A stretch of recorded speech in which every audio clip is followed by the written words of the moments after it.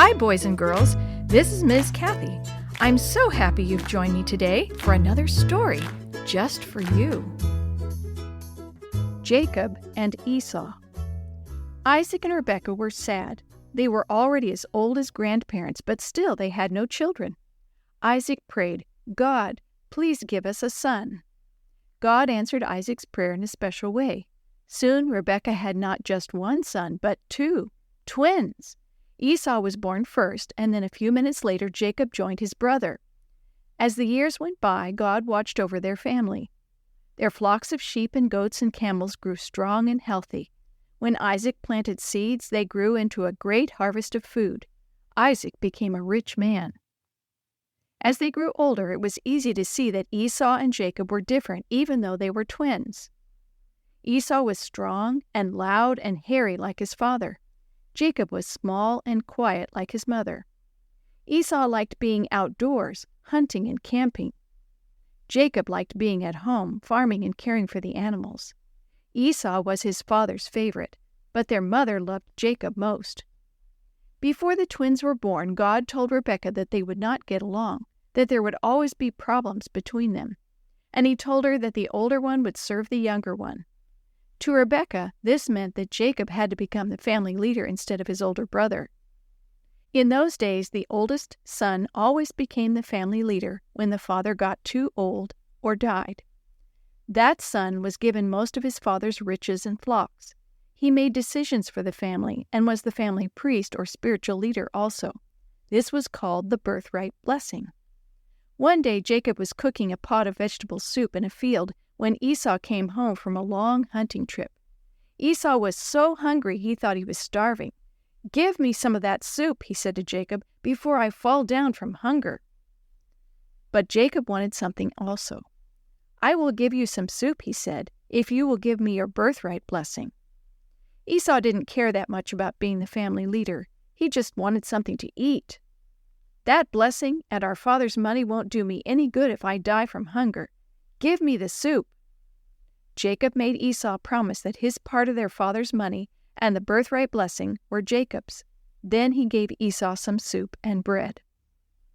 Years later, when Isaac was old and nearly blind, he called Esau into his tent. He knew what God had told Rebekah, but he wanted to give the blessing to Esau anyway. He wanted Esau to be the family's leader. "Esau," he said, "take your bow and arrow and go hunting.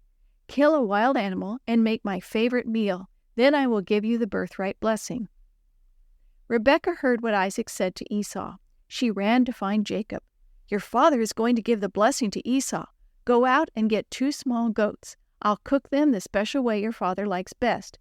Then you take it in to him and he will give the blessing to you instead of to Esau." Jacob wasn't so sure. "But Esau is hairy and my arms are smooth. If my father touches my arm, he'll know I'm not Esau." His mother said, "I'll take the blame if he discovers who you are. Now go get those goats." When the food was ready, Jacob put on some of Esau's best clothes. His mother put the goat skins on his arms and neck so they would feel hairy. Then Jacob went into Isaac's tent and said, "Father, I am here." Isaac couldn't see well, but he could hear, and the voice didn't sound right. "Who is it?" he asked. Jacob answered, "It's Esau, your first son. I've brought the food you asked for so you can bless me." "How did you find the wild animal so quickly?" Isaac asked. Jacob swallowed hard. "God helped me," he lied. The voice still didn't sound right to Isaac. "Come closer," he said, "so I can touch you." Jacob came close and let his father touch his arms.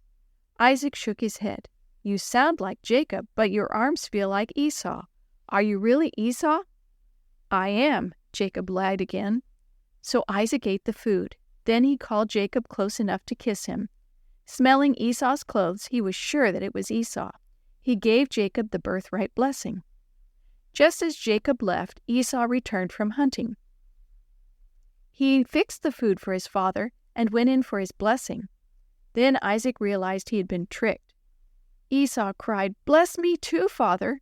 But it was too late. The blessing had been given and it could not be changed. Esau was so angry that he promised to kill Jacob. Rebekah heard his promise, so she went and found Jacob. "Your brother is planning to kill you. You must leave at once. Go to my brother's house, your uncle Laban's in Haran. When Esau calms down, I'll send someone to bring you back."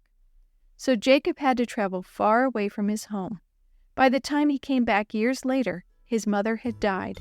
Instead of bringing him happiness, his lies brought him pain and sadness.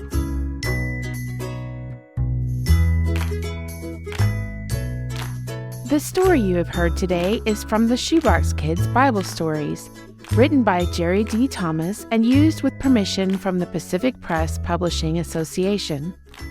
If you're interested in any other books published by the Seventh-day Adventist Church, please visit AdventistBookCenter.com or call 1-800-765-6955.